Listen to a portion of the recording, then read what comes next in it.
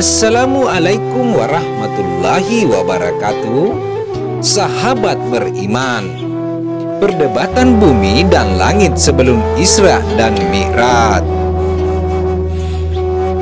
Sebelum kita melanjutkan, seyogia pemirsa yang budiman memberikan dukungan channel kami dengan cara memberi like dan subscribe-nya. Ingat guys, subscribe itu gratis. Mohon seyogianya menyalakan loncengnya guys, agar tidak ketinggalan info-info berikutnya. Dalam perjalanan Isra dan Mi'raj, banyak peristiwa yang sempat dialami dan dilihat baginda Nabi Muhammad SAW. Sebagaimana kita ketahui, Allah Subhanahu wa Ta'ala mengutus Rasulullah dalam wisata rohani ke Sidratul Muntaha untuk menerima sebuah amanah yang akan diwajibkan kepada umat Nabi Muhammad. Namun kita pun menjadi bertanya, mengapa Allah meminta Rasulullah untuk melakukan Isra dan Mi'raj sampai ke Sidratul Muntaha di langit? Kenapa tidak di bumi saja? Ternyata ada pertengkaran antara langit dengan bumi, sehingga terjadinya Isra dan Mi'raj. Telah diceritakan bahwa sebulan terjadinya Isra dan Mi'raj, bumi merasa bangga atas langit. Berkata bumi kepada langit, "Hai langit, aku lebih baik dari kamu karena Allah Subhanahu wa Ta'ala telah menghiaskan aku dengan berbagai negara, beberapa laut, sungai-sungai, tanam-tanaman, dan beberapa gunung dan lain-lainnya." Langit pun menjawab, "Hai bumi, aku juga lebih baik dari kamu karena matahari, bulan, bintang-bintang, beberapa falak, burak, arsy, kursi dan surga ada padaku." Berkata pula bumi kembali, "Hai langit, di tempat aku ada rumah yang dikunjungi dan untuk berwakaf para nabi, para utusan dan para arwah, para wali dan orang-orang soleh di dalamnya." Melanjutkan perkataan bumi, "Hai langit, sesungguhnya pemimpin para nabi dan utusan, bahkan sebagai penutup para nabi dan kekasih Allah seluruh sekalian alam, seutama-utamanya segala yang wujud serta kepadanya penghormatan yang paling sempurna, itu tinggal di tempatku, dan dia menjalankan syariatnya juga di tempatku."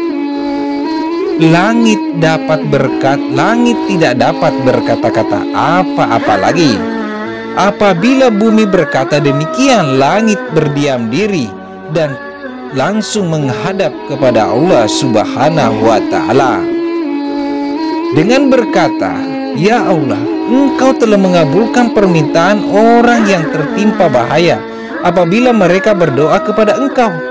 Aku tidak dapat menjawab seolah bumi.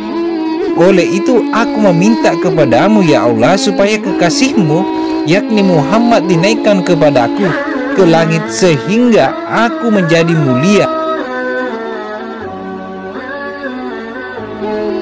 Lalu Allah Subhanahu wa Ta'ala mengabulkan permintaan langit. Allah memberi wahyu kepada malaikat Jibril pada malam tanggal 27 Rajab. "Janganlah engkau wahai Jibril bertasbih pada malam ini, dan engkau Israel jangan engkau mencabut nyawa pada malam ini." Jibril bertanya, "Ya Allah, apakah kiamat telah sampai?" Allah Subhanahu wa Ta'ala berfirman, "Maksudnya tidak wahai Jibril, tetapi pergilah engkau ke surga dan ambillah burak dan terus pergi kepada Muhammad dengan burak itu." Kemudian Jibril pergi ke surga dan dia melihat 4.000 burak sedang bersenang-senang di taman surga, dan di wajah masing-masing terdapat nama Muhammad. Di antara 4.000 burak itu, Jibril terpandang pada seekor burak yang sedang menangis bercucuran air matanya. Jibril menghampiri burak itu lalu bertanya, "Mengapa engkau menangis ya burak?" Berkata burak, "Ya Jibril, sesungguhnya aku telah mendengar nama Muhammad sejak 40 tahun lalu. Maka pemilik nama itu telah tertanam dalam hatiku, dan aku sudah itu menjadi rindu kepadanya, dan aku tidak mau makan dan minum lagi. aku laksana dibakar oleh api kerinduan. Berkata Jibril, aku akan menyampaikan engkau kepada orang yang engkau rindukan itu. Kemudian Jibril memakaikan pelana dan kakan kepada burak itu dan ditunggangi oleh baginda Nabi Muhammad Sallallahu Alaihi Wasallam. Burak yang diceritakan inilah yang dibawa Rasulullah dalam perjalanan Isra dan Mi'raj.